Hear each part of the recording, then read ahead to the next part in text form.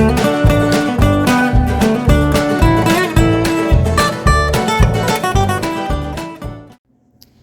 everyone, welcome back to my channel. In today's video, I am doing some very simple stenciling to create 3 very easy birthday cards. We will have a special guest later on in the video, but for now, let's go over kind of some of the supplies. I have some of my ink blending brushes. I'm going to be using some Distress Oxide inks as well as some regular dye inks, so I have both of my blending brushes there. I am using this layering stencil.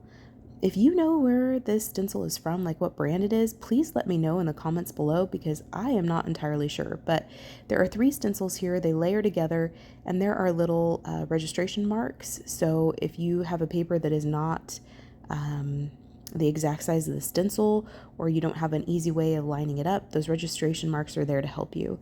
I have some paper that I have cut to the size of the stencil, 6x6. And then I have the stamp and die combo from here as well. If you know where this is from, like what brand, let me know again in the comments below.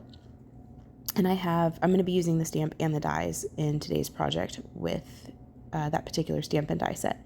So my Distress Oxide inks today are Spun Sugar, Milled Lavender, and Seedless Preserves. This is actually my oldest daughter's birthday card that I'm going to be making today. So the first thing I'm going to do is I'm going to nestle this stencil into the corner of my Misty here, and then we are going to ink blend. The first one, it doesn't matter what order you do these in, they're going to layer together. This is the Spun Sugar, and as you can see, my youngest daughter Peyton is here helping me today. She is using some brushes and she is very independent, so she has to do it herself. So we are just going to ink blend.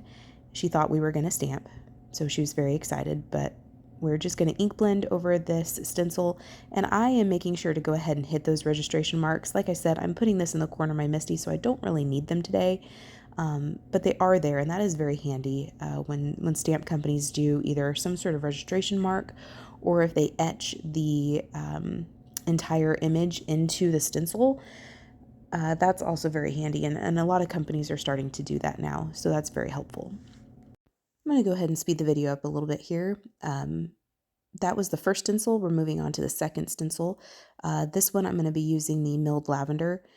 Again, like I said, it does not matter with this particular stencil the order in which you do them, but something that you do want to be aware of, and that I run into on a different one of the cards I make in today's video, is that you want to be careful of what colors you pick, because some of these balloons overlap one another, and so you don't want to pick complementary colors, which I did. I picked an orange and not an orange.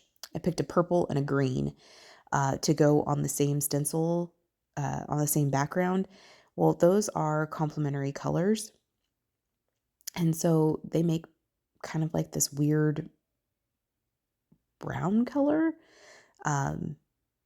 It wasn't bad enough that I was like, ugh, we need to scrap this and I need to just start all over, but it is something to be aware of. So try not to pick complementary colors, colors across from one another on the color wheel, and try to pick colors that are analogous, so shades of pink, shades of red, shades of purple, that kind of thing, or try to do colors that are next to one another, so like a green, a yellow, and an orange, or a purple, a blue, and a green.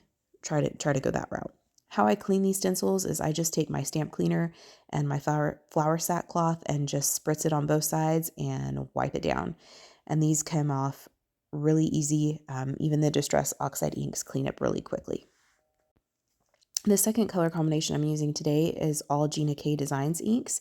I have Tranquil Teal, Wild Lilac, and Turquoise C. I lied. I have Wild Lilac, Turquoise C, and Lucky Clover, sorry. And those are the colors I'll be using on this particular color combination, and I'm going to repeat the same process. We're just going to ink blend over each one of these stencils, not caring about which order we put them in. As you can see here, I did take my cut down Cricut mat outside of my MISTI. I have actually taped that to the mouse pad of my MISTI on one side. So the other side is black and the other side has this sticky mat that I've DIY'd myself. And in this instance, I am making sure that I color in those registration marks because I don't have it in the corner of my MISTI. I'm just showing you that you do have options and how useful those registration marks really are. So I'm going to go through and stencil all of these. Again, this is all Gina K. This one is the turquoise C. We'll do the lucky clover and we will do the wild lilac. Again, this is the lucky clover, and this is the one that I said you need to be careful about what colors you choose. The blue and the green would have been fine together, but the purple, as you can see when it goes over that green, or the green goes over the purple, it looks a little funny. Again, it wasn't so terrible that I was like, ugh, that just looks awful and I need to scrap it, but it is something to be aware of. It looks even worse in the video. In real life, it's not quite as in your face terrible, but that is something to be aware of. So Peyton comes back to help me with this third and final card. I think she does bump the camera, so sorry about the little earthquake you're about to have, but and she gets her head like right up in your face, so sorry about that. Little hands, we're learning. I did the same thing I did before. I just made sure that I colored in those registration marks, and then she chose to do, I had 4 colors picked out, and she chose to do the Concord and Ninth Buttercup. She did the Oceanside and the Aqua Sky for this particular combination. Those are the colors that she chose, and we're just going to go through and ink blend all of those. She's pointing out that that is yellow. We practice our colors when we create together. For a second there, we thought she was colorblind, but I think it was just because I hadn't practiced that a whole lot with her. She had her shapes down really well, and she actually counts really well, but our colors were really lacking, and we were concerned that she was colorblind for a little bit, but I think it was just because Mommy hadn't practiced that with her very much. So she's picking out the remaining 2 colors for our stencils, and then this one will be all done also. Again, if you know the name of this stamp and die set, please let me know in the comments below. But I'm going to actually use the dies and die cut these out, and then I place them on my sticky mat. I've never used these stamps before, so I am going to just kind of run my fingers over them, trying to get some of that residual residue that's from the manufacturing process off. And then we are going to go ahead and stamp these out. Now, these are 2-part stamps. There's the big word, and then there's like a sub-sentiment that goes across it, which is really, really cool. Peyton is wanting to stamp this. She loves to stamp, and I didn't get her the proper Stampin' Bug, so I had to get her the right one. We did have to stamp these a few times. Again, this is a brand new stamp. I've never used it before, so we did end up having to stamp things a few times just to get them to have a good clean image. Excuse me, my allergies are kicking my tail today. So we stamped these each a few times. This one is the Seedless Preserves. That's the color we're using on that one. And then for the happy part, we're going to use the milled lavender. For this Make a Wish, I'm using the wild lilac, and I think we did the turquoise C. I think we did the turquoise C as the Make A part. Again, stamping it out a couple of times. And then we're going to do the last one, which is the Let's Celebrate You. We're going to stamp the big word U in the Buttercup, and then the Make A, or Let's Celebrate, excuse me, the Let's Celebrate we're going to do in Sprout from Concord and Ninth. So that is them all stamped out. What I did is I took off screen, I took a large die. This leaves like marquee stitching kind of on the outer edge. And I just die cut each of these backgrounds down just a little bit using the largest one. And then I picked out some colored cardstock that I thought would accent these cards really well. And those are going to be our base. I did end up die cutting each of these sentiments out from scrap cardstock 4 more times. So there's a total of 5 layers, including the stamped layer on top, just to give them more substance and give them more of a chipboard type feel.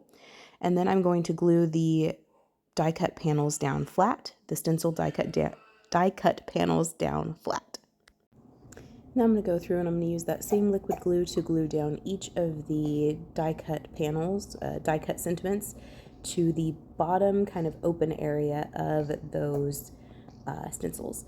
One of the things that I just thought about that you could do, because there's no strings on the stencil, one of the things you could do is you could take like a black fine liner pen or even like a glitter pen and draw in some strings. You wouldn't have to draw in a string for every single one of them, but you could draw in a string for just a few of them if you wanted to.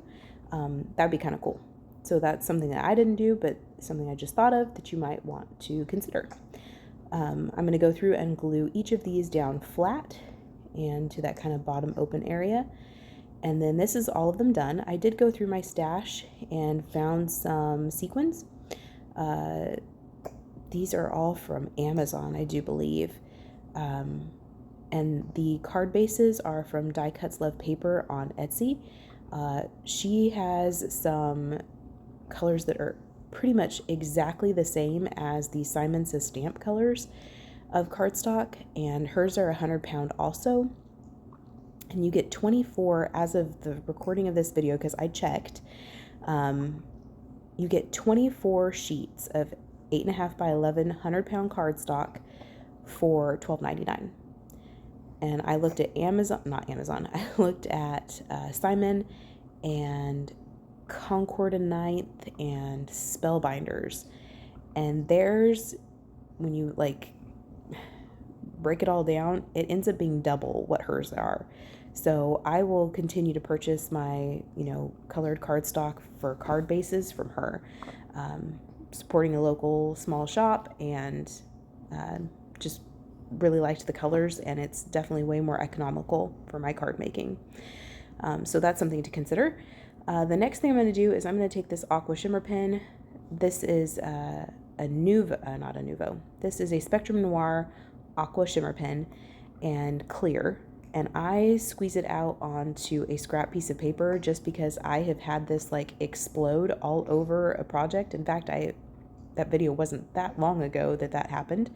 So I learned my lesson, and I try to remember to always squeeze out some of this liquid onto a piece of scrap paper before I bring it to my project, so I don't have like a gush absolutely everywhere. So I just wanted to add some sparkle to these sentiments. One thing I want you to know is that on these two cards, the first two cards, no issues. The ink didn't smear, didn't run, didn't bleed. When I get to this last card, the card that's going to be for my daughter, this is the one that was stamped with the Distress Oxide inks. That ink moves with this brush, with this glitter pen. And it moves quite a bit, really. That was not what I was expecting. I knew that was a possibility, but when it didn't do it with the first two, I was like, okay, we're fine. But then it moved a lot with the last one with the Distress Oxide inks. It works out fine. It kind of makes it look like I stamped it on some like pale purple cardstock, which is fine. My daughter's favorite color is purple, so that's not a big deal. But if you don't want that to happen, then I recommend not using this particular glitter brush pen on Oxide inks if you don't want that color to move. And all I did was try to focus on this one, focus that glitter just on the birthday word and leave the happy alone. That way it almost makes like looks like the happy is glowing, and helps it stand out a little bit from the rest of it. The final thing I'm going to do is add some, glossy accents. Woo! Man, I just had a total brain fart for a minute there. I'm going to add some glossy accents on the top of this. Because we die cut and made these sentiments 5 layers thick, they already have it. Sorry, my dog just came downstairs and had to shake it out.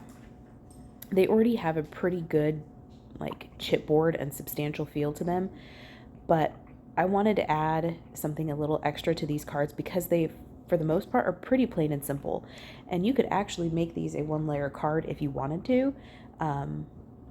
but I decided that I wanted to add just a little bit of dimension, a little more interest. So I'm going to add some glossy accents over the entire sentiment, not just where the words are, over the entire thing, so that it looks like a glossy, like puff sticker almost.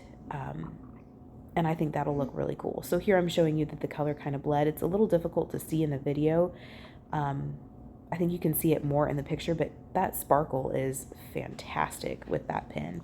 Absolutely fantastic. So when this is done, it's going to have like a puffy chipboard feel that's going to have like gloss and shine and glitter in it. And it's going to be really cool. It's very difficult to find it and to capture it in the video and in the pictures because you get glare from like the lights, but it's there, and it is really a cool feature to add to cards, particularly if you have a card that is very simple in its layout and design.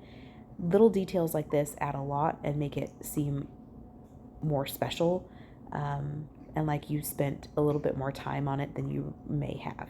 So this is all the glossy accents down. It goes down kind of cloudy and milky, but it does dry perfectly clear, and it'll have that glitter behind it, and it'll be really cool. So that is all 3 cards. Thank you so much for spending time with me today. I hope you feel inspired, and we will see you next time. Bye.